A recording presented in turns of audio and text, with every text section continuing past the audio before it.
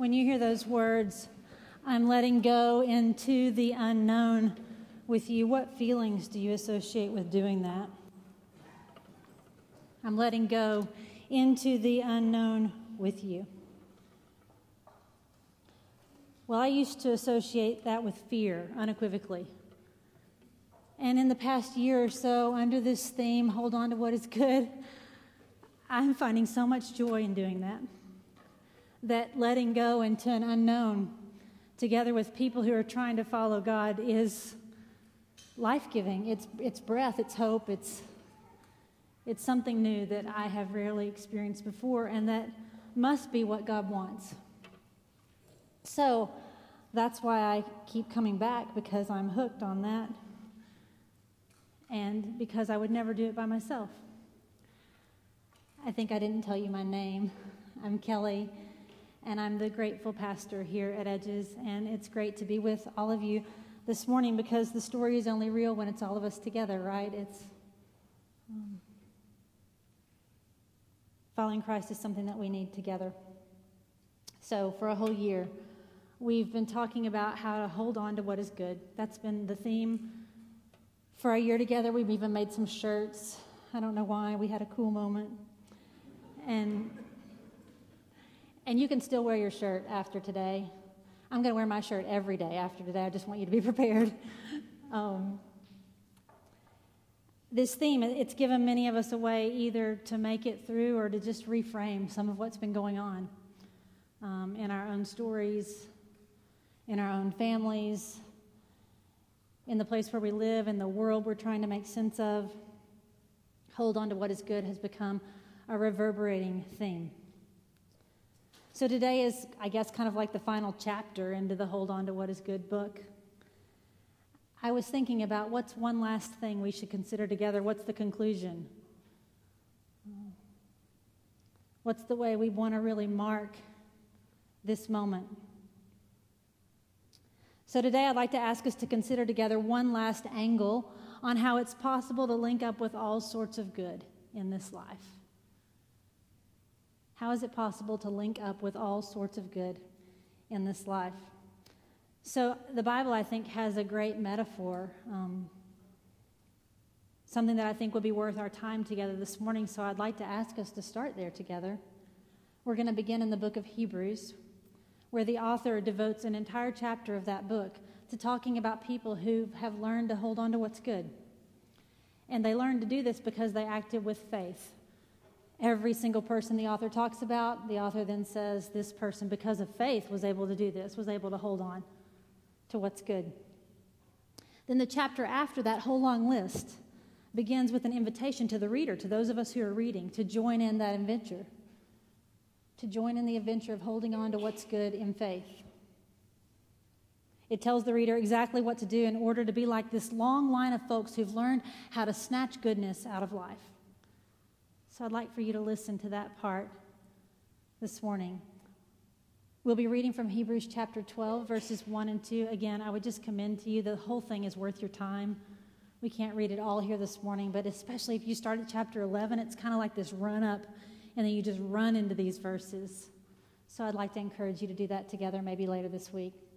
Hebrews chapter 12, it always is on the screen here at Edges, but if you'd like to look it up in a Bible on your table, it's a good thing to do if you get bored, then you have something else you could read.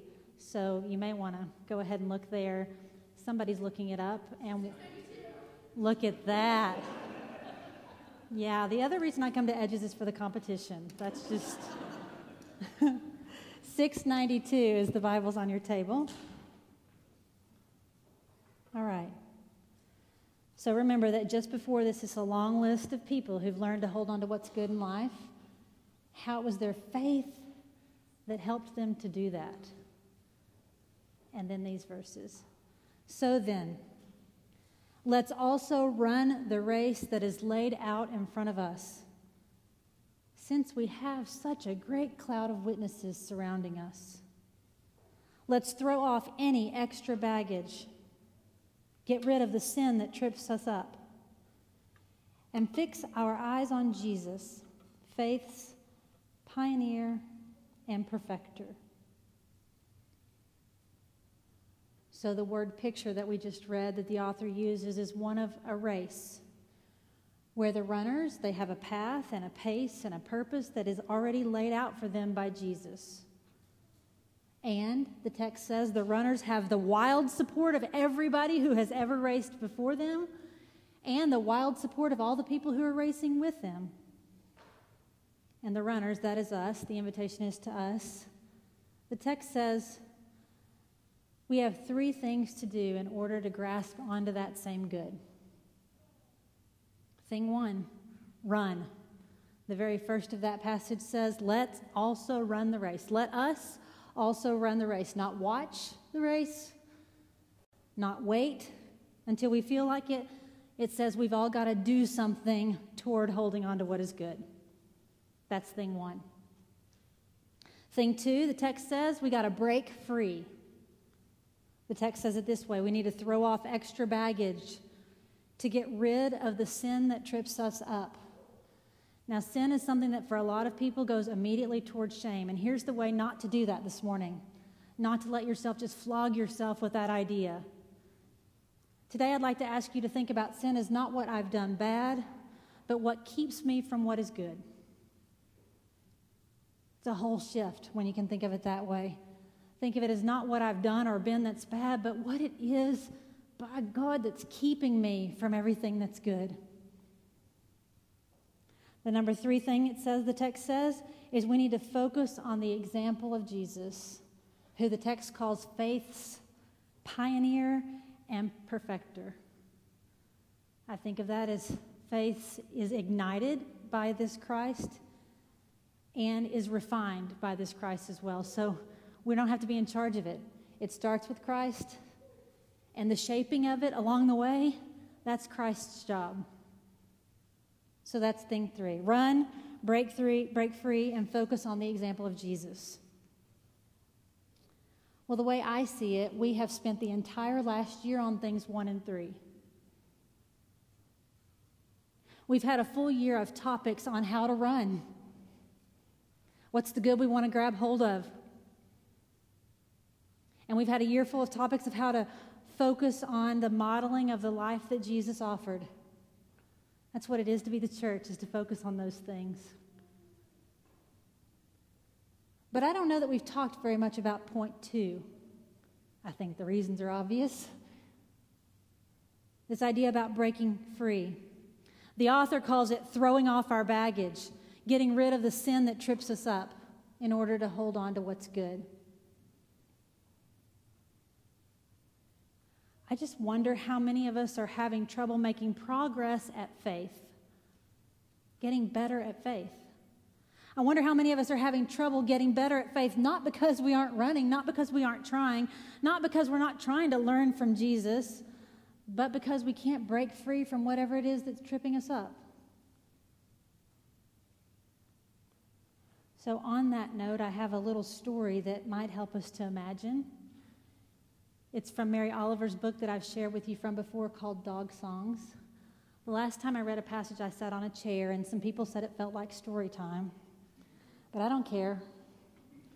I'm going to sit on the chair again to read us a little story that hopefully might inform some of where we're headed this morning.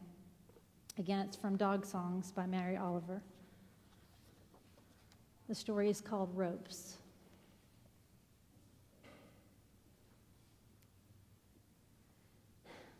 In the old days, dogs in our town roamed freely, but the old ways changed.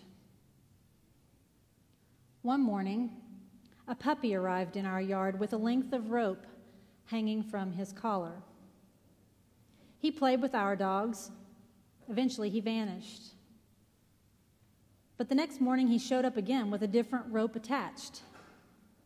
This happened for a number of days. He appeared, he was playful and friendly, and he was always accompanied by a chewed-through rope. Just at that time, we were moving to another house, which we finished doing all in one evening. A day or so later, on a hunch, I drove back to the old house and found him lying in the grass by our door. I put him in the car and showed him where our new house was. "Do your best," I said. He stayed around for a while and then was gone. But there he was the next morning at the new house, rope dangling. Later that day, his owner appeared with his papers from the Bidawee home and a leash. "His name is Sammy," she said, "and he's yours." As Sammy grew older, he began to roam around the town, and as a result, he began to be caught by the dog officer. Eventually, of course, we were summoned to court, which we learned quickly was not a place in which to argue. We were told to build a fence, which we did. But it turned out that Sammy could not only chew through ropes, he could also climb fences. So his roaming continued. But except for the dog officer, Sammy never got into trouble. He made friends. He wouldn't fight with other dogs. He just seemed to stay a while in someone else's yard and, if possible, to say hello to the owners. People began to call us to come and get him before the dog officer saw him. Some took him into their homes to hide him from the law. Once a woman on the other end of the town called, and when I got there, she said, "Can you wait just a few minutes? I'm making him some scrambled eggs." I could tell many more stories about Sammy. They're endless. But I'll just tell you the unexpected, joyful conclusion. The dog officer resigned. And the next officer was a different sort. He too remembered and missed the old days. So when he found Sammy, he would simply call him into his truck and drive him home. In this way, he lived a long and happy life with many friends. This is Sammy's story. But I also think there are one or two poems in it somewhere. Maybe it's what life was like in this dear town years ago and how a lot of us miss it. Or maybe it's about the wonderful things that may happen if you break the ropes that are holding you.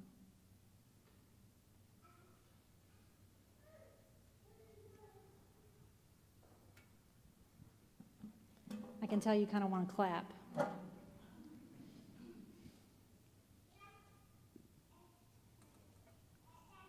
What ropes keep people from holding on to all the goodness that is God in this life? I'll ask the question again. What ropes keep people from holding on to all the good that is God in this life? I'd like to ask you this morning to think about some rope categories. There are many folks who are new at Edges this morning, and what you may not know if you're new is that almost every week we talk in groups to each other. We think it's a way God gets in the room. It helps us to know what's real in our community and what's real in the hearts of the people who are here. So the question that's on the screen is a question I'd like for you to tackle in a group this morning. I'd like for you to think about categories of ropes, the kinds of things that keep people from holding on to the good that is God in this life. The way we do that is we just get with 5 or 6 folks who are around us. We try to encourage that everybody has at least one person they've never met before. That's how we make new friends in Edges. So feel free to get up and move around the room, and I'll call you back in a couple minutes, and we'll talk about some of these categories. Also, if there are people who you don't know who are in your group, as there should be, take a minute. I'm going to give you like 30 seconds to just tell each other your names and maybe a little bit about why you're here or who you are so that you might feel more comfortable sharing. Also, no, it's always okay not to say anything at all. You can just listen to the folks in your group. Since you're already doing the group assignment, why don't you go ahead and get started?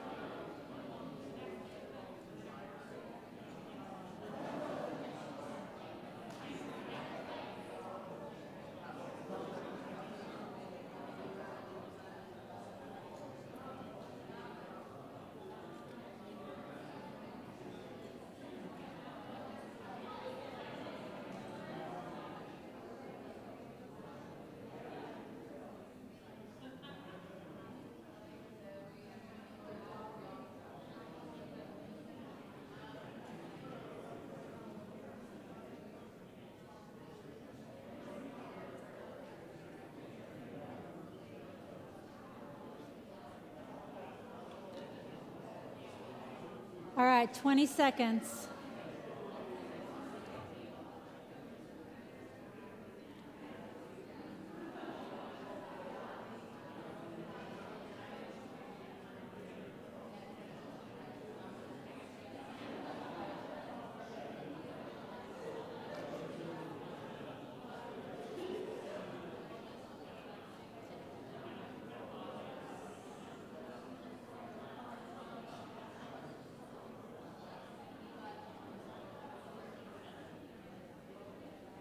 All right, 10 seconds.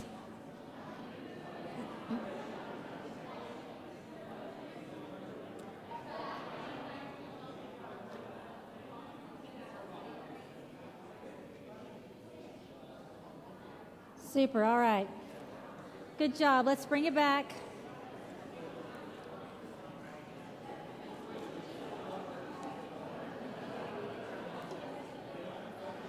All right, here we go. So the question which related to the story is, what ropes keep people from holding on to all the goodness that is God in this life? And boy, as summer wears on, y'all get more unruly. The school year is going to be a tough thing. Okay, one more time. The question was, what ropes keep people from holding on to all the goodness that is God in this life? When we do call out here, we just try to do it in snippet sizes so that it gets time for more folks to respond. If you heard something that you thought was valuable for the whole group to know, would you just go ahead and call it out? What ropes keep people from holding on to the goodness that is God in life? What'd you hear? Apathy. Okay. Okay.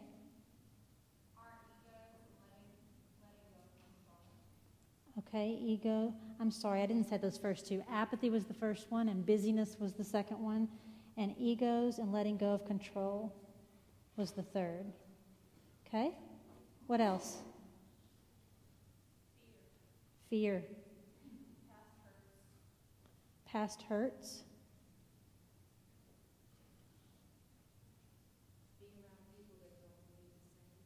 Okay, differences in belief. Sure.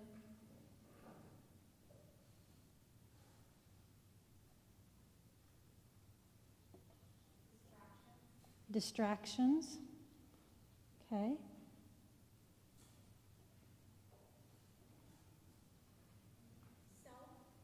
Our self. Yeah. Do you want to elaborate it all on self? I think it's everything I put before God, what I want to do. Okay. How I want to spend my time. Okay. So like an idolatry of ourselves. Sure. Self-control, self-reliance. Self-anything. Okay. What else you got? Money. Thank you.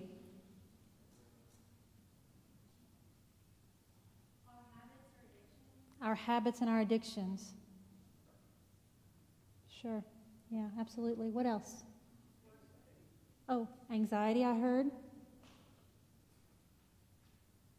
Okay. Something else was right here. Work. Yeah.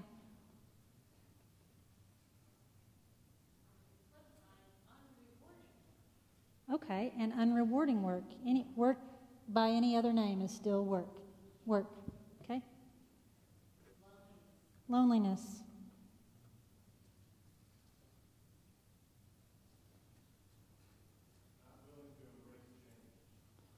Not willing to embrace change.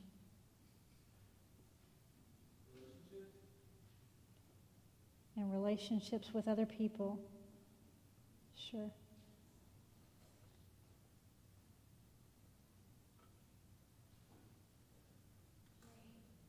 Sorry? Shame. Yeah.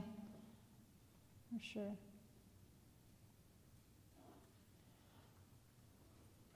Okay. The ropes that keep people from holding on to all the goodness that is God. Oh, look, we need one more to even it out. What? Boss. Laws. Loss. L-O-S-S spells loss. Loss. Thank you. Thank you. Or it could be your boss. I'm just saying it could be. I was thinking, oh gosh, I hope her boss isn't here when she said that. Oh, yeah. Okay, well, I wonder if there are some categories for some of these things that you said. I try to think ahead of us and think about the kinds of ropes that keep us are usually things that are either connected to people, or they're connected to things, or they're connected to ourselves. So I put them in 3 categories: relationships, attitudes, and habits.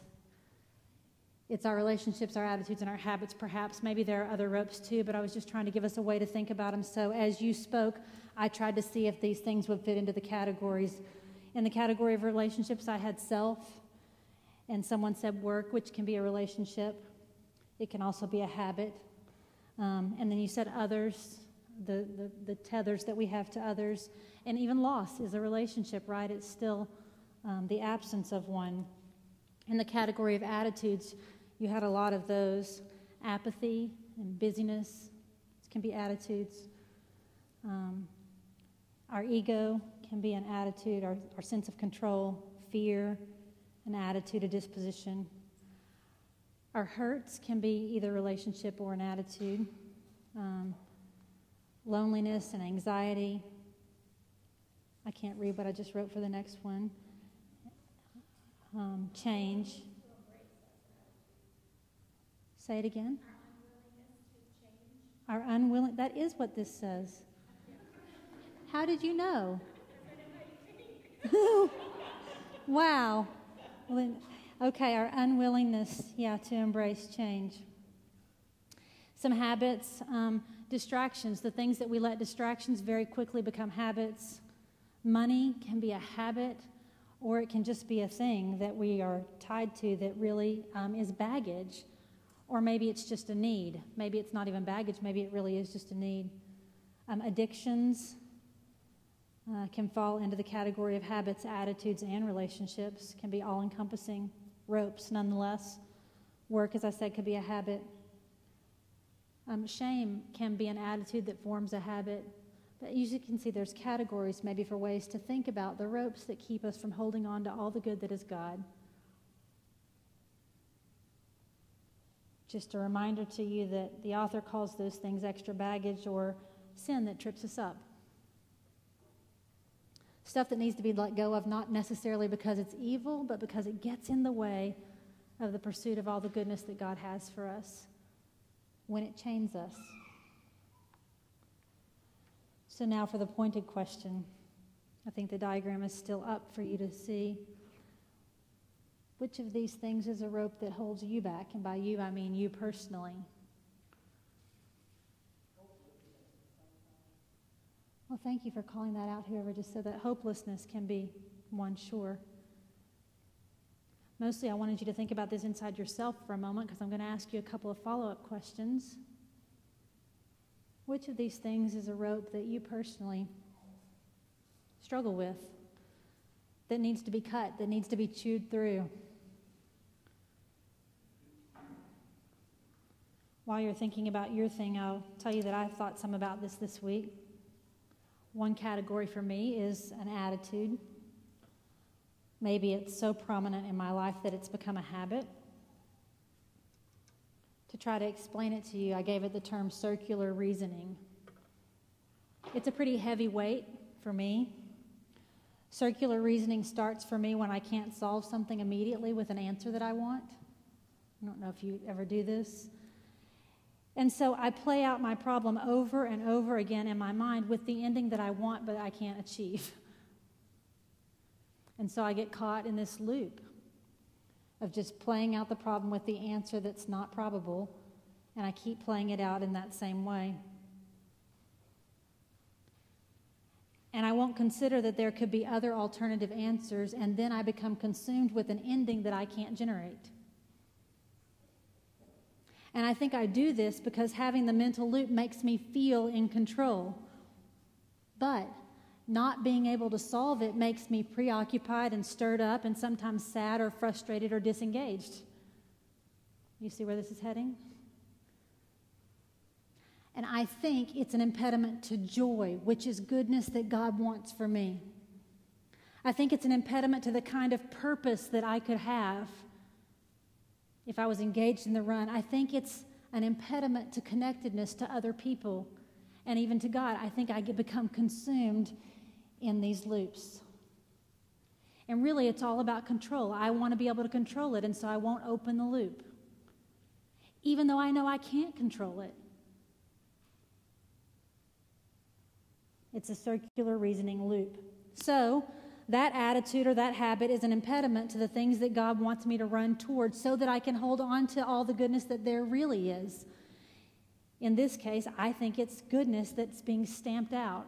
And I think the goodness I'm missing out on is patience and trust. I think when I stay in this loop, I'm not learning those things. And those are the things God wants for me.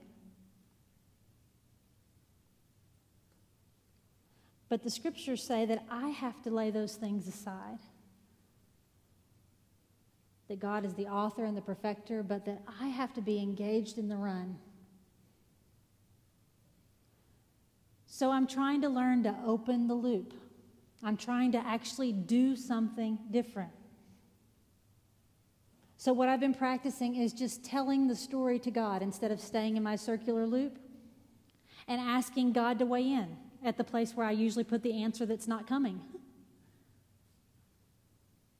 to help me think different thoughts. I'm trying to leave the story in progress instead of finishing it in a way that it's not going to be finished. So what I'm really doing now that's different is I'm filing it into the open file category. And to run toward patience, which is something I think God wants me to learn. I'm busy being impatient with this story loop that I'm in. I've been recently trying to reclaim an idea that I've spoken about here before, which is to say to the problem, I hear you. I will listen to you, but not now. Is to say to the problem, I hear you and I will listen to you, but not now, because I've already spent 6 hours on you today. And when I do that, then I'm able to say, right now, something or someone else needs my attention. And I'm able to shift my focus from all those self-loops to something or to someone else that needs my attention.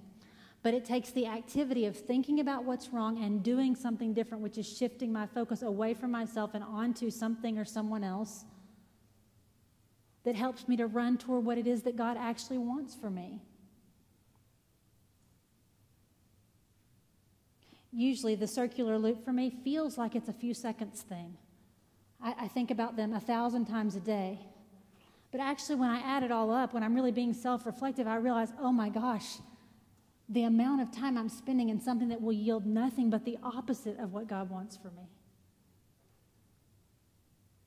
So in practicing this, it's becoming a way that I pray for other people.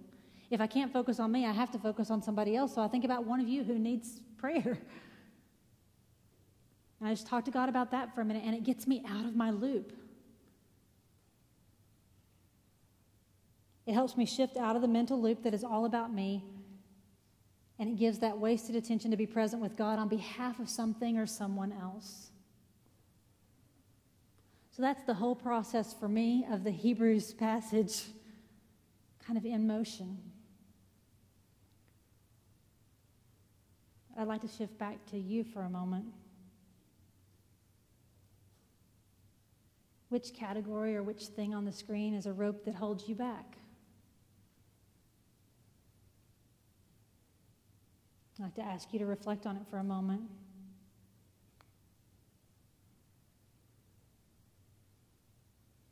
Before you think about cutting the rope, I'd like to ask you, how is it limiting your experience of God's goodness? What's it keeping you back from? Because if you can't see where you're headed, what you might do is just cut your rope and then flog yourself with it. You got to have a reason that's better than just, I need to stop doing this or that thing. That's not a good enough reason. But if you know that it's keeping you from some goodness that God wants you to grab onto, from some joy that could be present in your life, then maybe there's a shot that God has to give you a new way of living. So, how is it limiting your experience of God's goodness? And then, How could you? What are some practical ways? What's one practical way? With God's help, you could chew through your ropes. What's one thing?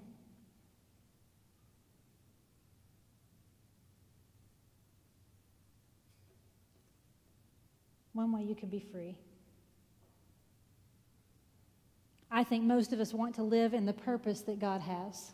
I think we know that's bigger. It's better than any dream we could ever have for ourselves. I think we have tasted it enough to know, oh man, that's where I want to be. We just aren't sure always how to land ourselves in the middle of that pile. And so I think sometimes we spend a bunch of our energy trying to figure out how to run harder or how to run faster, how to do more, how to catch up with this Jesus who always seems so far off.